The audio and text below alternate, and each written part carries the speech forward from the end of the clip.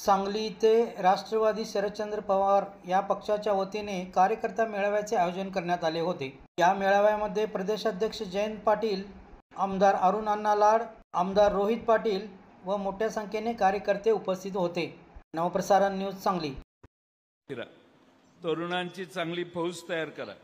आपल्याला चांगल्या पद्धतीने जिल्ह्यामध्ये पूर्ण ताकदीने मी आणि आराराबा होतो त्यावेळी जिल्ह्यात राष्ट्रवादी शिवाय दुसरं काही सत्तेवर यायचं नाही। त्यामुळे आराराबांच्या जागी आता रोहित दादा पुढे आलेले आहेत।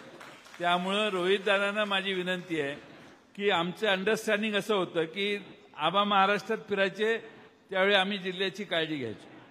आता माझ्यावरती पाळी आलेली आहे, त्यामुळे रोहित दादाची जबाबदारी आहे की रोहितनं सगळ्या जिल्ह्यात फिरून तरुणांचे मेळावे घेऊन या सगळ्या प्रश्नांची जागृती करायला रोहितनं आपल्या मतदारसंघ आणि उरलेले आपले जत असेल, जतचे प्रश्न वेगळेच आहेत।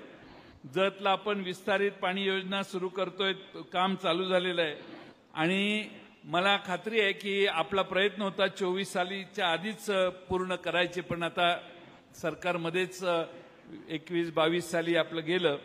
पण आता ही योजना पूर्ण होईल त्यावेळी 65 गावांना जत तालुक्यात पाणी मिळेल। त्याच्या पाणी परवाना देण्याचं काम आपण केलेलं आहे। कृष्णा नदीत पाणी नाही हे सांगणारी लोक त्या ठिकाणी त्यांच्या पेक्षा पुढे जाऊन अभ्यास करून आपण 6 टीमचे पाणी हे जतच्या 65 गावांना तयार दिलं होत असतात। आज जिल्ह्यामध्ये विरोधी पक्षांच्या तुलनेमध्ये आपल्या पक्षाचे आमदार कमी जरी असले किंवा आपल्या पक्षाचे मित्र पक्षाचे जरी आमदार कमी असले तरी या व्यासपीठाला स्मरून आणि जयंत पाटील साहेबांना साक्षीला ठेवून साहेब आम्ही सर्वजण तुम्हाला एक शब्द देतो की येत्या जिल्हा परिषदेच्या असतील, नगरपालिकेच्या असतील, या सगळ्या निवडणुकांमध्ये प्रत्येक तालुक्यामध्ये आपल्या पक्षाची आणि आपल्या मित्र पक्षाची साहेबांनी घेतलं तर सत्ता निश्चितपणाने असेल हा विश्वास मी आज या ठिकाणी व्यक्त करतो। आम्ही सर्वजण काबाड कष्ट करायला तयार आहे। पक्षाचं अस्तित्व दाखवायची तयारी आमच्या सर्वांची आहे। आज अनेक ठिकाणी पराभव झाला म्हणून कुणी नाउमेद होण्याची आवश्यकता नाही। एक प्रसंग मी माझ्या आयुष्यातला साहेब सांगतो। कवटेमंकाळची नगरपंचायत आम्ही सर्वांनी फार कष्टाने निवडून आणली।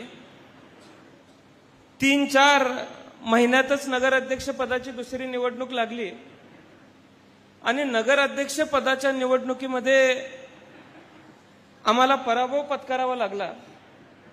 त्या नगरपंचायतीची सत्ता गेली। माझ्याबरोबर प्रत्येक घरामध्ये जाऊन प्रचार करणारे सगळे माझे सहकारी गळ्यात पडून रडत होते। थोडंसं मलाही आवरता आलं नाही, पण त्याच्यानंतर पुढच्या महिन्यामध्ये मतदारसंघातल्या 69 ग्रामपंचायतींचा कार्यक्रम लागला। आम्ही सर्वांनी निश्चित केलं आणि 69 पैकी 60 पेक्षा अधिक ग्रामपंचायती आम्ही मतदारसंघातल्या साहेब निवडून आणल्या पक्षाच्या।